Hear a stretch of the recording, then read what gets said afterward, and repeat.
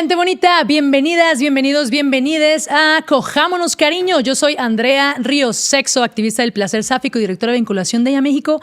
Y estoy muy feliz. Estoy con la sangre a tope porque estamos conmemorando también en este episodio el 8M, el Día Internacional de la Mujer, con una invitada increíble para conmemorar este día.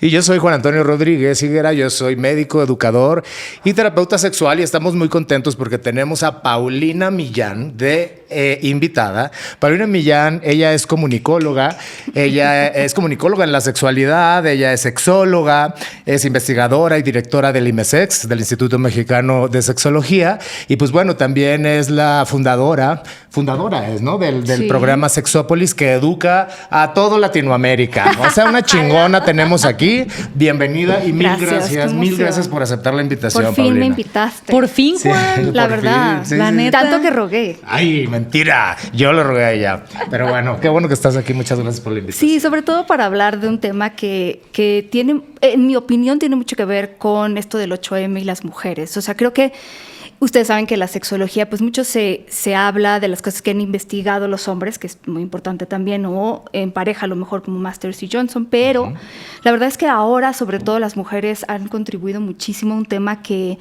estaba medio abandonado y complicado, que es el del deseo sexual. En la mujer.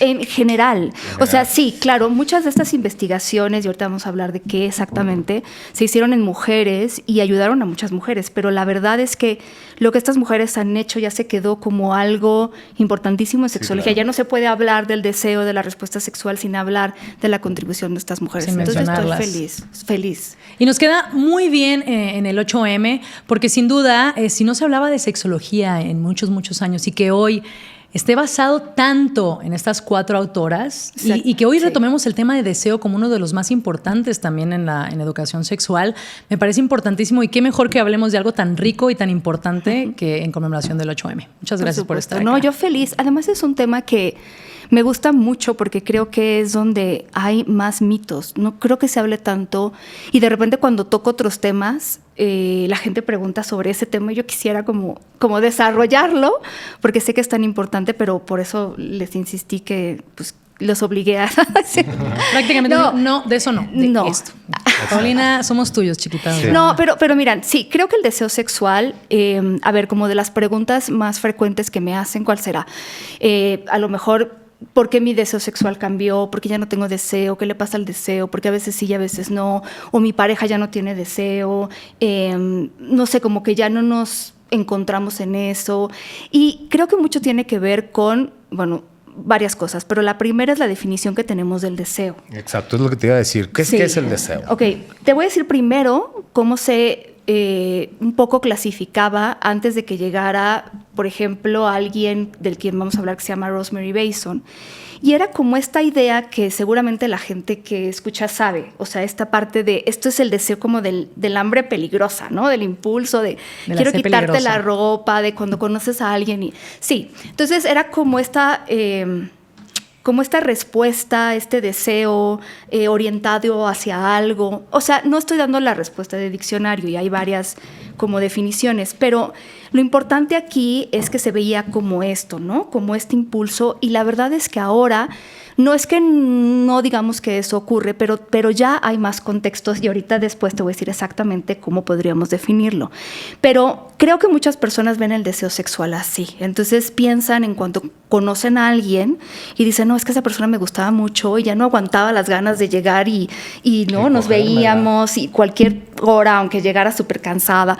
Y entonces de repente las parejas que ya tienen más tiempo juntas es como de, bueno, pero ya no está ahí, ¿no? Entonces pareciera como que el deseo ya se fue, ya se perdió y seguimos pensando en el deseo como ese impulso. Y la verdad es que el deseo sexual mayoritariamente no es ese impulso. Y eso es algo que empezó, es que esto es muy importante. O sea, es una pequeña partecita de todo lo que es el deseo. Mira, ahorita vamos a hablar de 2 tipos de deseo, porque les voy a contar, por ejemplo, la respuesta sexual humana, que seguramente han platicado, como todas estas fases por las cuales pasamos y que si nos excitamos y que puede haber erección y puede haber lubricación, todo esto. cuando se hablaba al principio no se hablaba de deseo, o sea, está muy raro, pero no se hablaba hasta que Helen Kaplan dijo, a ver, vamos a hablar del deseo. El deseo es muy importante para que todo se eche a andar, ¿no? Y después de eso, Rosemary Bason dijo, bueno, pero es que el deseo además es muy importante, o sea, no solo es parte del deseo y luego llegas al orgasmo, porque ni siquiera es a veces así, no es tan lineal, no es tan lineal. Entonces dijo, el deseo es tan importante que hay que ponerlo en un lugar como muy prioritario en la respuesta sexual y no solo al inicio, como tú decías, no solo lineal. El deseo puede aparecer en cualquier momento de la respuesta sexual. Okay. Decía, no solo tú puedes empezar una relación sexual con ese deseo de te voy a arrancar la ropa, ¿no? Sino que puede ser con me gustas, ¿no? Ya te conozco, eres mi pareja, vamos a hacernos cariñitos. Y poder cultivar ese deseo y que aparezca ese deseo. Y entonces fue como romper con todo. Decir, es que el deseo no solo aparece como, ¿no? Te ilumina no sé qué. Pero el deseo también se busca, el deseo es propositivo. Entonces habla de dos tipos de deseo, el deseo responsivo y el deseo espontáneo. Entonces el deseo espontáneo es justo eso, de, ¿no? Y eso está increíble y puede ocurrir en toda la vida. Pero el deseo responsivo, que es más común en las personas, en la vida de las personas en general, es justo este deseo que responde a estímulos específicos, a motivaciones. ¿Qué estímulos? Pues cada quien sabe qué estímulos le prenden, ¿no? Entonces yo me acuerdo, por ejemplo, de alguna vez una chava que me decía, fíjate que yo quiero mucho a mi novio, me gusta mucho, me encanta el sexo con él y yo sentía que hacía como trampa, porque cuando él tenía mucho deseo y yo como que no andaba tan de deseo, pues lo que yo hacía es ponerme mis audífonos y escuchar una historia erótica y entonces ya me prendía. Y entonces ya como que estaba con ganas de tener sexo con él, pero yo sentía como que eso era una trampa que yo hacía. Y yo decía, bueno, sí, es una trampa, pero es una trampa positiva, no es una trampa negativa. Lo que está pasando ahí es que tú sabes que si escuchas una historia erótica, eso te va a llevar a sentir excitación, que te va a llevar a querer estar con esta persona. Y eso es lo que hacemos con el cerebro. A ver, el orgasmo es un evento cerebral. La excitación ocurre en ese contexto. Somos súper complejas. Las personas somos súper complejas. Ya veremos esto ahorita. Y entonces, cuando sabemos exactamente qué nos lleva esa excitación y la provocamos, surge un deseo que es súper importante. Y esto, a ver, ni siquiera es como verlo. Yo sé que la gente de repente con las películas es mucho de vamos a improvisar, que también es medio un mito, pero vamos a improvisar y el deseo tiene que llegar, pero eso no es lo que ocurre. O sea, imagínense toda la vida querer estar con el mismo nivel de deseo de la persona con la que estás o con la que vives o con la que te casaste a la misma hora, en la misma intensidad. O sea, está muy complicado. Porque está muy monótono. Sí, y entonces ahí, pues claro que no hay deseo, pues vas a estar esperando a que llegue en tu vida un día mientras estás cocinando frijoles, pues no va a llegar, o sea, te vas a quedar esperando. Y entonces ya no va a haber este contacto con la otra persona y entonces ya no va a haber no sé, todo esto que puede ocurrir. Porque además Rosemary Bason decía, lo que nos mueve también, lo que nos motiva a buscar este deseo y a buscar a veces un encuentro, que no necesariamente tiene que terminar en un orgasmo, es las ganas de otras cosas, también de poder sentirme cerca de alguien, de esta recompensa, a lo mejor sí del orgasmo, de la excitación, de sentirme cercana con... Entonces, esas cosas son importantes. Y la mala es que no está como muy difundido en la vida. Entonces la gente no, entonces pues ya no siento deseo, pues ya no ha llegado. Y a veces me llega, pero a mi pareja no le llega y entonces no nos llega. Entonces ya no hicimos nada.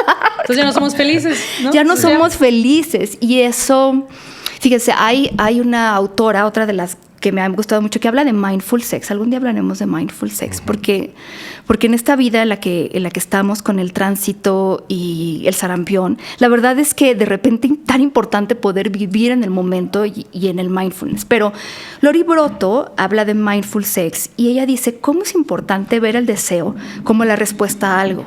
O sea, la gente de repente quiere que llegue el deseo sin que responda nada. Es como si yo ahorita dijera, no, pues es que estoy aquí muy tranquila y de repente me dio muchísimo miedo de la nada o muchísima alegría de la nada. Pues eso no tiene tanto sentido. Si yo les digo, ay, recibí una muy buena noticia y me puse contenta, o una muy mala noticia y me puse triste, bueno, ya tiene un sentido. Lo mismo pasa con el deseo. O sea, si estamos respondiendo a algo y surge el deseo, como si fuera esta emoción, por así decirlo, tiene mucho más sentido, pero no la vemos así. Entonces, todo lo que se ha investigado ahora sobre el deseo está centrado en cómo nuestro contexto, el deseo es esto, es un contexto, es una motivación en un contexto. Estamos todo el tiempo evaluando cómo nos sentimos, cómo percibimos el ambiente, cómo percibimos a la otra persona, y de ahí surge el deseo. No de una sola cosa a la que respondemos, que puede ser, pero de una multiplicidad de circunstancias. Incluso cuando hablamos del deseo espontáneo, si yo puedo empezar a estar con alguien, a lo mejor fajando, y yo siento que a lo mejor una caricia que me hace esa persona me parece súper excitante, pues quiero más. Claro. Pero si esa persona me toca en un lugar donde... la pancita, ¿no? Que es que yo sé porque en alguna investigación surgió la pancita.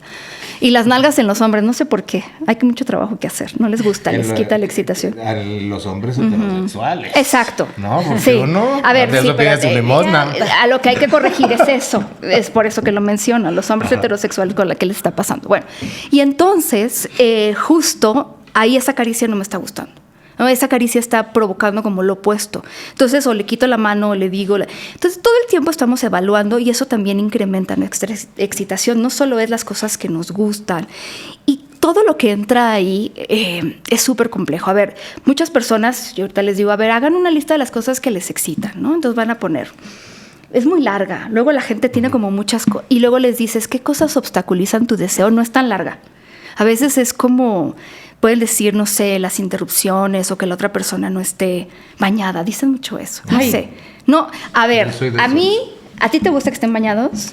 Pues sí. No, o sea, no depende. oliendo a jabón recién bañado, no, pero no me choca que huelan a mierda. No me gusta. Bueno, pero es que no fluido, es un extremo o el otro. Hay algo que también puede ser en la mitad. O sea, no huele a Suavitel, pero tampoco huele a, ¿no? Al otro, o sea, como... Sí, también puede ser a la mitad. Gusta así como bien bañadito y como con una caminadita, un pedito. Ya, un pedito es el límite, Juan. La verdad es que, Juan, serías un gran sujeto de estudio porque está complejo. O sea, tu contexto de deseo está complejo. O sea, ¿cuánta caminadita? ¿En qué clima? Exacto. ¿Por dónde la caminadita? Sí, pues, no, aquí a la vuelta. O sea, tampoco... pido tanto. Bueno, ok, eso. La River es más de fluido, más está bien. Sí, que huela a hospe. Pero fíjate cómo, a ver, ¿qué cosas a ti puedes decir que obstaculizan tu deseo?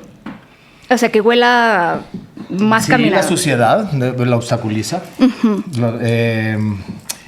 Por ejemplo, tanto como la intelectualización, como que si estamos teniendo algo y que me digas, ¿estás bien? ¿Te está gustando? ¿Vamos bien? A mí, quien coja conmigo no me esté preguntando. Pues yo ni siquiera oigo lo que me están diciendo. Es como, espérame, ¿qué dijiste? Sí, eso me apaga, cabrón. Ajá, que me estén preguntando si estoy bien. Pero fíjate, ahí y está bien. Está con la otra persona. Pero ¿qué haces tú que limita tu excitación o qué haces tú que la incrementa? Eso es muy interesante, no me lo tienes que decir. Pero es muy interesante porque no siempre tenemos esa lista de cosas. Entonces decimos, a mí me gusta que me hagan y que se ponga y que huela y que no sé qué. Y luego, ¿pero y tú qué? O sea, porque la otra persona puede estarse dando una caminadita por ahí. Pero la verdad es que si yo no estoy en ese momento prestando atención, como con mi cuerpo, en este mindfulness, estoy pensando en otra cosa, no va a pasar nada. Y no siempre tenemos como tan claro que unas cosas pueden ser del exterior, como el ambiente, que haya ruido, que no sé qué. La otra, la persona, y la otra soy yo. O sea, yo soy importante en esta ecuación. Y en el deseo no siempre tampoco tenemos esta como lectura a qué cosas incluso nos pueden excitar, pero también nos pueden dar miedo, porque nos educaron a que hay muchas cosas que están mal. Entonces, ya cuando vas, exacto, creciendo con la vida o informándote y aquí escuchándolas a ustedes, está muy bien, pero no siempre tus actitudes cambian tan rápido. Entonces dices que esto me gusta, pero digo, hace poco estuve platicando con chavas muy jóvenes y todas era como de, pero ¿cómo le hago para hacerle entender a mi cerebro que no está mal? Y es que es toda una... O sea, conscientemente lo entienden, pero hay algo inconsciente, exacto, muy arraigado. Y entonces a veces no tenemos, o sea, hay un modelo dual de la respuesta sexual que habla como de esto del acelerador y el freno, ¿cierto? Entonces hay cosas que nos aceleran y cosas que nos frenan. Pero también ahí, como dice otra de las muchas mujeres, yo la amo, Emily Nagoski, que habla tanto del deseo y tiene este libro que ya tradujeron al español que se llama Come As You Are, que es un bestseller y habla también de esto del deseo. Y entonces ella dice, bueno, también hay o sea, estamos hablando a lo mejor si ustedes han estado, yo creo que sí, manejando o visto que alguien maneja un carro con el acelerador y el freno, hay un freno de mano del que no siempre tenemos conciencia. Si tú pones el freno de mano, todavía puedes andar un poco, pero a pero no muy bien. Sí. Y a veces ese freno de mano para mí son todas esas cosas que no tenemos tan presentes, que aprendimos. Incluso este tema de la relación con el cuerpo, de es que siento que no le va a gustar esto, siento que huelo feo, que no le va a gustar, que no sé qué, que lo estoy haciendo mal. Entonces todo eso también actúa como algo que no tenemos tan a la conciencia, pero que también nos sabotea el deseo. O sea, ¿ya viste lo complejo que es? Sí, y estaba sí. dibujado como algo lineal. Como No, algo como, lineal. te Como lleva aparece y ya. Claro, B es te que lleva al C. principio, como en el sistema trifásico de Helen Kaplan, que pues todos los que estudiamos sexología sabemos de pero ya después vinieron algunos otros que dijeron, no es lineal. O sea, que es muy didáctico, ¿no? Es decir, está el deseo, la excitación y termina con el orgasmo. Pero mujeres como Rosemary Bason, que es muy contemporánea, o sea, el modelo salió como en el 2019, ¿no? Sí, Más tiene o su menos. podcast, No, ahí perdón, lo ponemos para que también lo escuchen. Pero es muy contemporáneo comparado es muy con todo contemporáneo. Y entonces es en donde se mete esto que decíamos, ¿no? El motivo, la situación es muy, muy importante. Y según yo, es un modelo para la mujer. Mira, ella trabajó con mujeres, pero es un modelo que aplica igual en general, ¿no? O sea, al final, ella, por ejemplo, habla de cómo se traslapa el deseo, digamos, objetivo, tu respuesta sexual, o sea, los cambios corporales, fisiológicos, con tu deseo, digamos, más subjetivo, como todo lo que te atrae, lo que te llama la atención, lo que te gusta. Y ella decía, por ejemplo, en los hombres no hay un traslape 100%. O sea, no es que si tú en este momento quieres tener sexo es porque tienes una erección. No funciona así. Se traslapa en un 50%. A veces tú puedes decir quiero, pero no está respondiendo mi cuerpo. pasa. O mi cuerpo está respondiendo, pero no estoy queriendo con nadie. Y en las mujeres es del 10%. Entonces también eso es otra cosa que pensamos, que cuando tenemos deseo automáticamente viene todo esto. Y fíjate, ella dice, el deseo, ya les había dicho, lo puede aparecer en otro momento, no solo al principio de una respuesta sexual. Entonces yo lo pongo de esta manera. Vamos a suponer que como esta chica que yo les decía que oía los audios, yo llego a mi casa y entonces mi pareja quiere tener una relación sexual y yo digo, ay, se antoja, pero la verdad es que vengo como acalorada, estresada, no sé, claro, no sé, cualquier cosa, pero quiero. Entonces ahí hay algo que dice, hay una conciencia no sexual que se busca transformar en sexual. ¿Ok? Es decir, yo en este momento no estoy acá, pero sí quiero, tengo la intención. Pero me gustaría. Exacto, y ahí es muy importante porque estoy tomando la decisión, es una situación consentida. Yo quiero, entonces le digo, ¿sabes qué? Igual si me tomo una agüita de limón, un hacer lo que les guste, me doy un baño, me pongo a escuchar algo, nos ponemos juntas o nos empezamos a acariciar y entonces ahí empieza a echarse a andar algo que yo ya sé que va a pasar, porque yo ya sé que cuando tú me haces así, yo te hago así y entonces ya sabemos por ahí dónde va y si no funciona, pues al plan B. Y entonces a partir de ahí, del 0 me fui a donde quiero estar, al 100 o al que sea, con esta intención, pero de ¿qué es lo que hay detrás? Ese conocimiento de cuál es mi contexto, qué me funciona a mí. Porque decir ahora hazme, ¿no? Pues es como de, sí, no, bueno, tú la reina. Pero la cosa es saber cuál es tu contexto, que no todo el mundo lo sabe. Y algo que decía, por ejemplo, Lori Broto, está del Mindful Sex, ¿cómo vamos a saber lo que no nos gusta si no sabemos lo que sí nos gusta? Y al revés. Y eso, profundiza mucho en eso. Entonces, Emily Nagoski, por ejemplo, en su libro dice, pero vamos a tratar de conocer nuestro contexto. Vamos a pensar incluso en las ocasiones en las que hemos tenido encuentros sexuales que son súper positivos. Porque luego la gente dice, en las vacaciones, sí, en las vacaciones, pero en las vacaciones, ¿sabes? Lo que funciona es que te tomas un momento para dejar atrás todo lo que tiene que ver con obligaciones, trabajo, lo que sea, familia, y estar con esa persona. Entonces, presente. No todo el mundo tiene el dinero para irse de vacaciones cada fin de semana, pero ¿qué puedes hacer para que ese contexto no se llene de estrés? Yo soy, la peor con el estrés, y el estrés es algo que echa a andar tu sistema nervioso simpático. ¿Y cómo le vas a querer excitar cuando tienes si el sistema nervioso simpático fuese ese acelerador y tú estás como Paulina estresada hasta el final, tienes el pie al fondo del acelerador, entonces tú quieres acelerar más porque quieres excitarte, no vas a ningún lado. Pero el freno de mano está metidísimo. No, además tienes el pie en el acelerador, ¿qué más quieres acelerar? O sea, ya no hay nada. Fíjate, ahorita el fin de semana hice un taller eran 33 chavas y éramos 5 equipos donde numeraron sus inhibidores.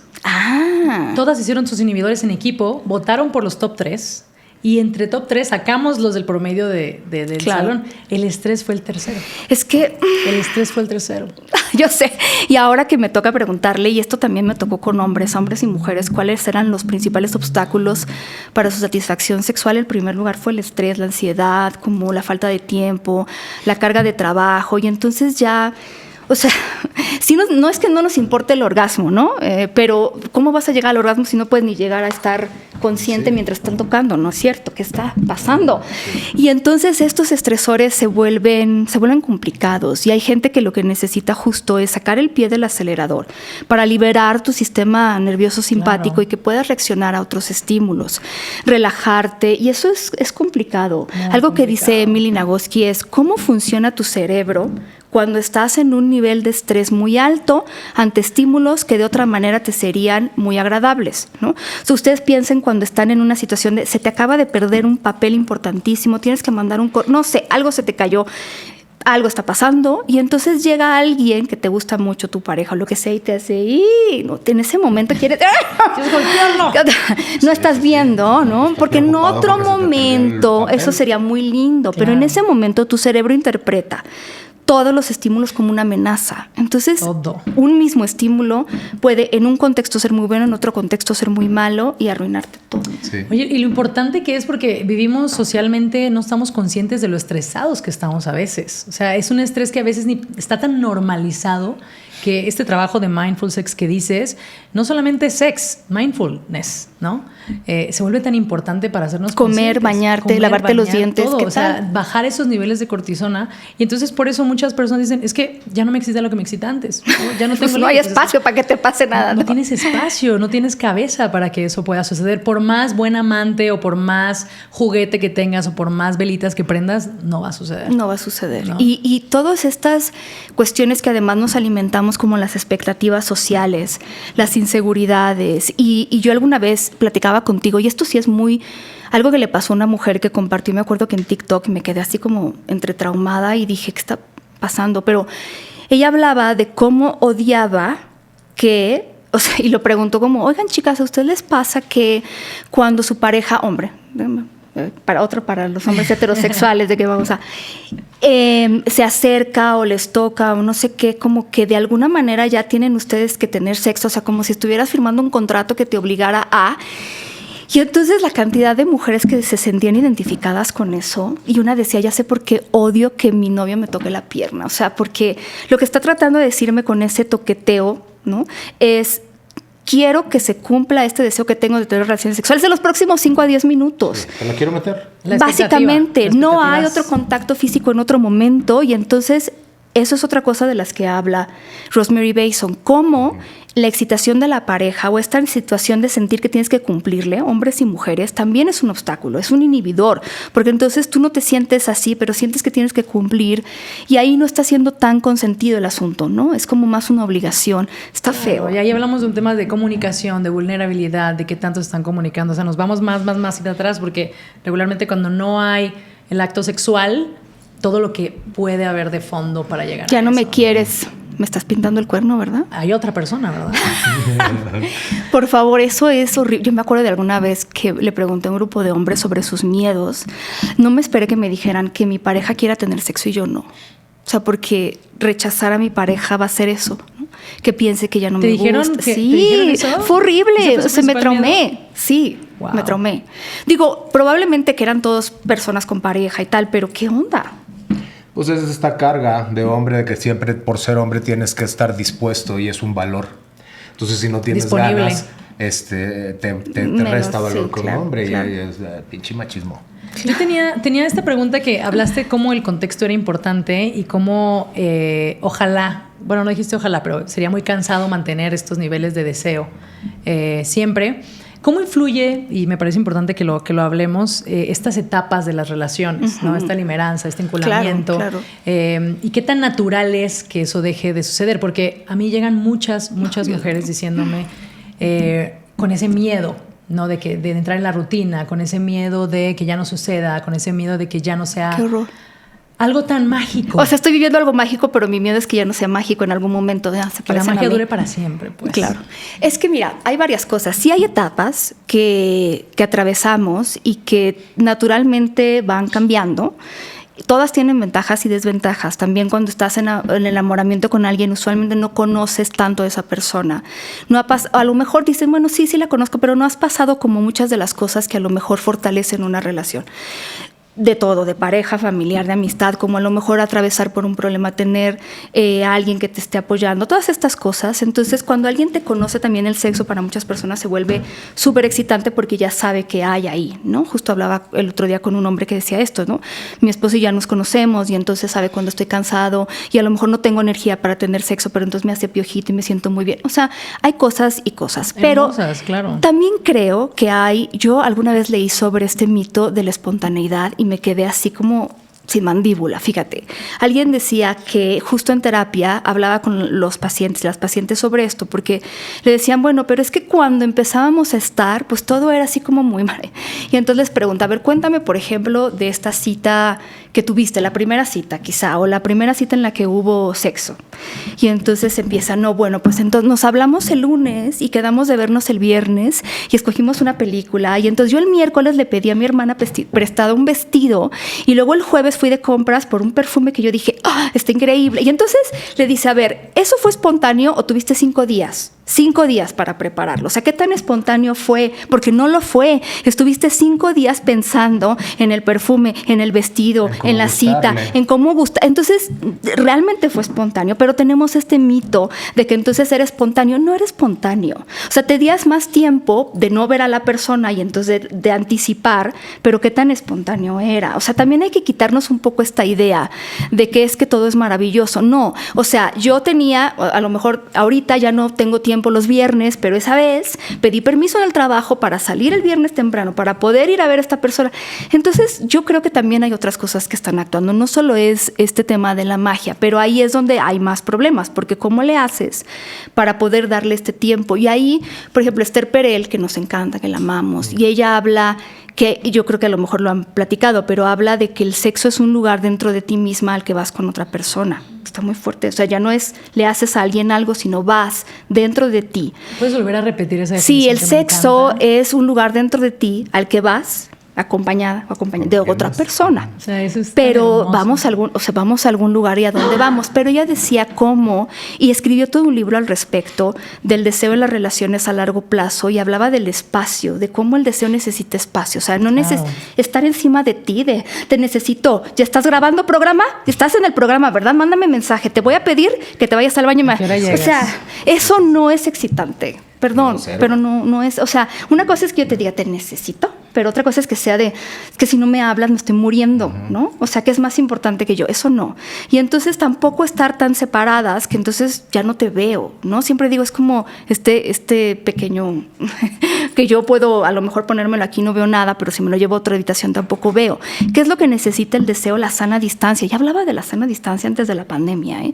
Y la importancia de poder decir, ¿cómo puedo hacer para ver a mi pareja con otros ojos? Y eso a veces implica esta libertad de la que no siempre hablamos, y es como el amor basado en la libertad, no basado en yo te necesito y tienes que ser a fuerza mi otra mitad y estar conmigo siempre y querer lo mismo que yo quiero. ¿Qué está pasando? Y creo que eso nos pasa mucho, yo lo veo mucho en relaciones sáficas, de cómo nos mimetizamos. Sí. ¿no? O sea, tienes ventajas, pero otras... Claro, tiene unas ventajotas, o sea, gente que hace compra cosas ropa, menos ropa. Un closet enorme, claro.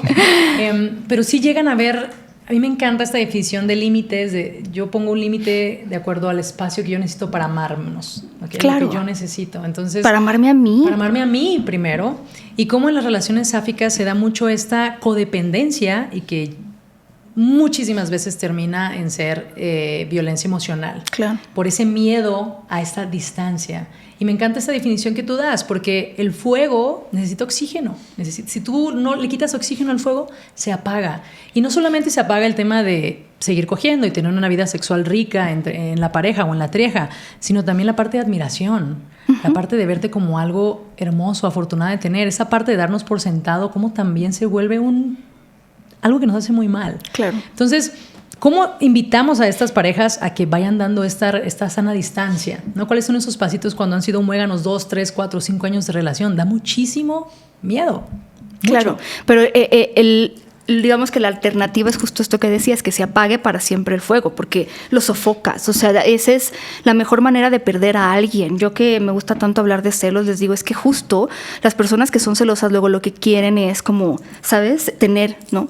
Y me decía una amiga que es brasileña, me decía, en Brasil tenemos mucho esto de que lo que más atrapas, pues decía que en Brasil tienen este dicho de que lo que más aprietas con las manos, más se sale entre los dedos. Entonces, por supuesto, o sea, cuando tú estás apriete y apriete algo, o sea, las sensaciones de ahogo, de que te quieres salir, abrir una ventana, ¿no? Entonces, todas estas cosas son interesantes y si lo que no quieres es perder a alguien, pues es esto. Yo recuerdo mucho que Esther Perel menciona, ella no propone, ella no da una solución a todo esto, pero propone cómo hablaba de otros modelos relacionales, ¿no? Como la no monogamia podría ser una herramienta, no la única, porque la monogamia también tiene sus herramientas para dar ese espacio, ¿no? Y yo me acuerdo en alguna relación no monógama que tuve, cuando yo llegaba de estar con otra persona, de compartir con otra persona, la forma en que yo valoraba o apreciaba a mi pareja en ese momento, cogíamos espectacular, o sea, de los mejores sexos que teníamos era después de que o ella se iba de viaje, o yo me iba de viaje, o ella viene de una cita, o yo de otra, y era como, esta es la distancia. Habrá otras formas también de darnos esta sana distancia, porque habrá personas que quieren seguir siendo exclusivas. Claro. ¿No? No, y además es saber que esta persona puede hacer muchas cosas maravillosas y no tienes que ser testigo de todas las cosas maravillosas que haya, ¿no? Claro. Y entonces cuando tú puedes redescubrir a esta persona porque la ves estando con sus amigas y entonces decir, qué buena amiga es, cómo hace reír a la gente, qué maravilla. Y de eso te enamoraste, pero ya se te había olvidado, ya se había quedado afuera. Ya. ¿Te acuerdas cuando nos enamoramos tú y yo? Sí, como si hubiera sido ayer. Claro, pero mira, incluso cuando eres tan guapo como Juan, hay más cosas que tienes que poder ahí hacer. Qué interesante. Y yo creo que algo que me gusta mucho de Esther Perel es como esta invitación a analizar el deseo. Su pregunta principal es ¿cómo mantener el deseo en una relación larga? ¿Será que se puede desear lo que se tiene, entre comillas, porque no se tiene a nadie? Y entonces hace esta exploración de cómo podemos tener este espacio, entender el deseo desde donde viene, el deseo colaborativo, el deseo de contexto, en donde yo reconozco cuáles son mis limitaciones, qué cosas me excitan y en las que participamos de manera consciente. O sea, no es, y ella también decía, es que no te va a caer mientras doblas la ropa el deseo del cielo, lo tienes que buscar. Ay, y en mojé. esa búsqueda, ¿no? Claro. Oye, Paulina, yo tengo una pregunta. O sea, siempre que hablamos de deseo en la respuesta sexual, entendiendo la respuesta sexual humana como es el fenómeno, los cambios que hay en el cuerpo cuando uno está caliente, ¿no? Eso sería la respuesta sexual. La excitación. Y estamos en la fase del deseo, que en lo que yo tengo entendido, si no corrígeme, el deseo pues es un evento 100% mental, ¿no? Entonces, lo que yo te quería preguntar es si el deseo, principalmente en la mujer, se traduce en fantasías sexuales, ya sean situacionales o objetivas. O sea, es algo que se mantiene, o sea, se va desde las infancias desarrollando, ¿se mantiene o va cambiando? Va cambiando, pero mira, como todos los elementos son como independientes, ¿no? O sea, una fantasía puede estar presente con o no deseo, y con o no excitación. O sea, porque yo puedo sentir cierto deseo, pero a lo mejor mi cuerpo todavía no está respondiendo, hablando de fisiología y de excitación. Pero a lo mejor alguien me puede atraer sexualmente, pero no significa que estoy teniendo excitación sexual. O sea, es... Como por ejemplo... Mira, todo es diferente, pero te voy a explicar. La gente que más empezó a hablar de eso y que le ayudó mucho a nivel personal son las personas asexuales, porque las personas asexuales pueden tener una respuesta sexual, pueden, por ejemplo, masturbarse, tener fantasías, pero que son diferentes un poco porque no están orientadas como a otra persona, pero entender que excitarse no es lo mismo que querer tener sexo con alguien, que no es lo mismo que alguien te atraiga, que no es lo mismo que el deseo. Todo eso es diferente. O sea, tú puedes, la atracción, la excitación sexual, todo eso corre de manera muy independiente. Entonces, decíamos, tú puedes estar viendo la tele y tener una respuesta sexual que no significa que quieres meterte con lo que estás viendo en la televisión, ¿no? O con la televisión misma. O el control. El control. Que te quieres meter el control en la... Fíjate qué interesante. No lo había pensado, pero sí. Y el deseo a lo mejor está presente, pero no necesariamente acompañada de la excitación, que ya decíamos, no se traslapa siempre. Y todo eso. Y a veces, por ejemplo, hay quien dice que el apetito sexual y el deseo sexual son diferentes, en tanto que el deseo sexual es más específico. Esto ya es como muy, muy epistemológico, pero también es interesante de poner sobre la mesa, porque entonces quiere decir que a veces yo puedo decir, tengo ganas de sexo, pero no con cualquiera, ¿no? Entonces todo eso tenemos que entenderlo como cosas distintas, porque si no pareciera como que tenemos que estar con alguien que nos atraiga, pareciera que el sexo con quien es genial. tenemos, y que respondamos y deseo y todo, pero a veces hay que distinguir lo que queremos, ¿no? Para mí, sabes que no fue obvio, o sea, para mí fue muy... No. Esto es muy reciente. No, para mí también. Para mí... me siento muy identificada con lo que dices de si yo empiezo a coquetear con alguien o recibo ese coqueteo, estamos coqueteando, ya tiene que haber sexo. O sea, como que llevarlo a la siguiente etapa.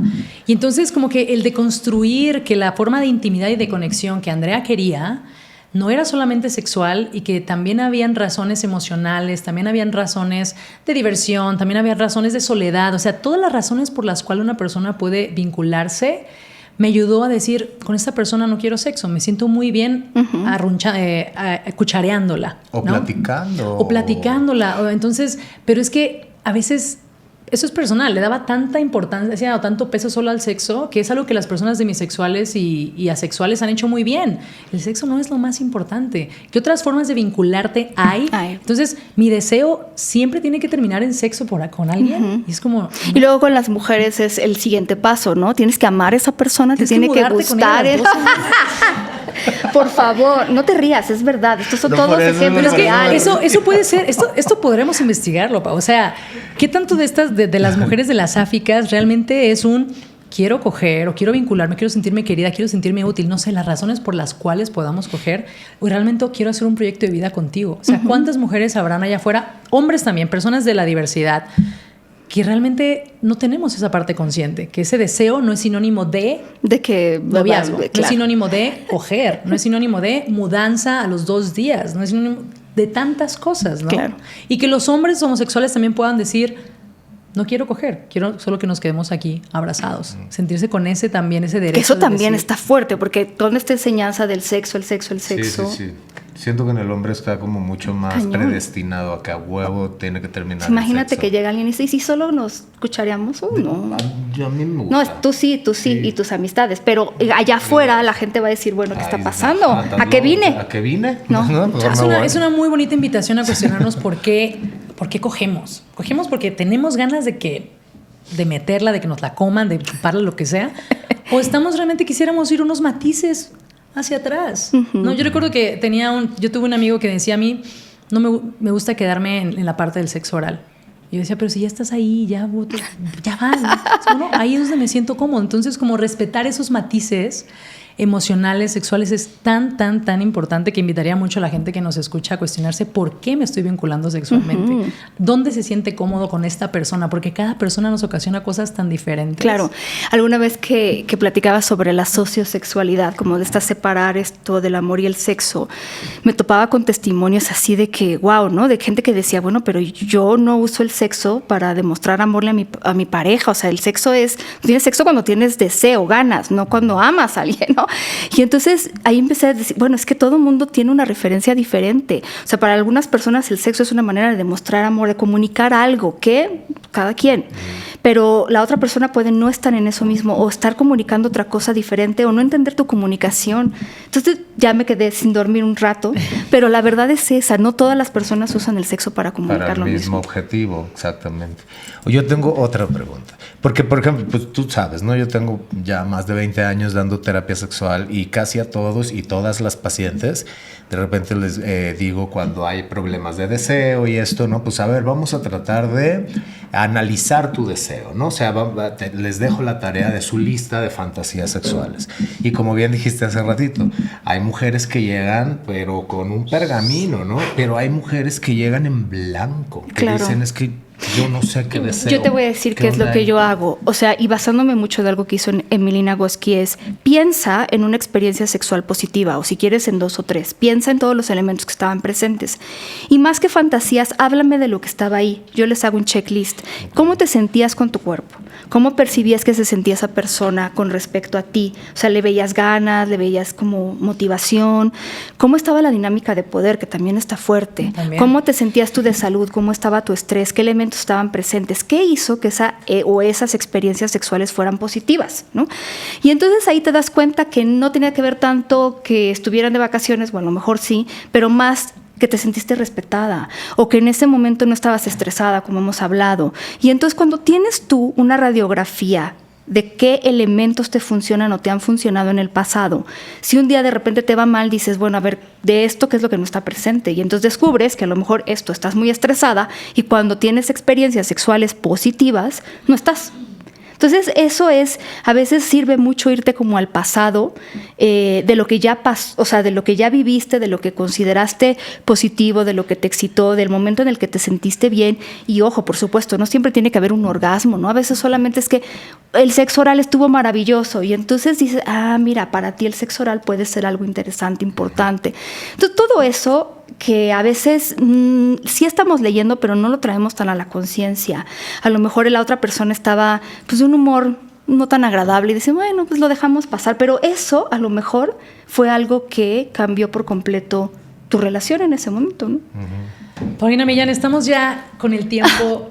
¿Pero por qué? Ay, qué rápido, Y sí. me doy cuenta todos los temas que vas tocando en este tema tan complejo como es el deseo, que podríamos irnos un capítulo como por 6 temas que acabas de mencionar, pero creo que dejamos unas preguntas para otros episodios.